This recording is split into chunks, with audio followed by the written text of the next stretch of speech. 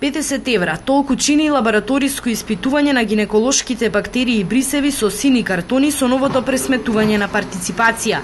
Поради прескапата доплата, се повеќе од трудниците се откажуваат од редовните прегледи за следење на бременоста. Гинеколозите предупредуваат, со вакви цени се ризикува да се зголемат спонтаните абортуси и предвремените пораѓања.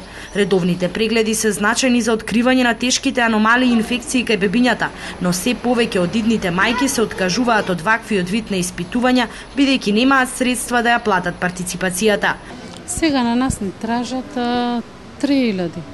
Тоа ни кошта 3000. И сега така мора да платиме. Ви рековте дека и доаѓате од друг град, превоз, тоа се дополнително. Доаѓаме, да, се си плативме, да. Многу тоа поскапено. Многу бараат едно, друго, гинеколог бараат пари претерано, народот нема пари. И така. Бактериолошките испитувања сега се и повеќе од 3000 денари. Вие можете да си дозволите да ги дадете тие пари? Абе, од кај ќе најдеме толку пари? Немаме од каде. Народот све без работа. Јас без работа. 5 члена, без работа, без ништо. Овие бараат пари. Па, сега према се стандардов е малку. Ама, добро, може. За здравје. Да, не се прашува фактите. Гинеколозите со кои контактираше А1 велат дека се повеќе од жените на кои им биле земени брисови, кога ќе појдат и кога ќе ја дознаат цената, не се враќаат со резултатите од микробиолошките испитувања. Вака ризикуваат да не откријат дека имаат бактерии во организмот, кои ако не се третираат, бебето може да се роди со тешки аномалии.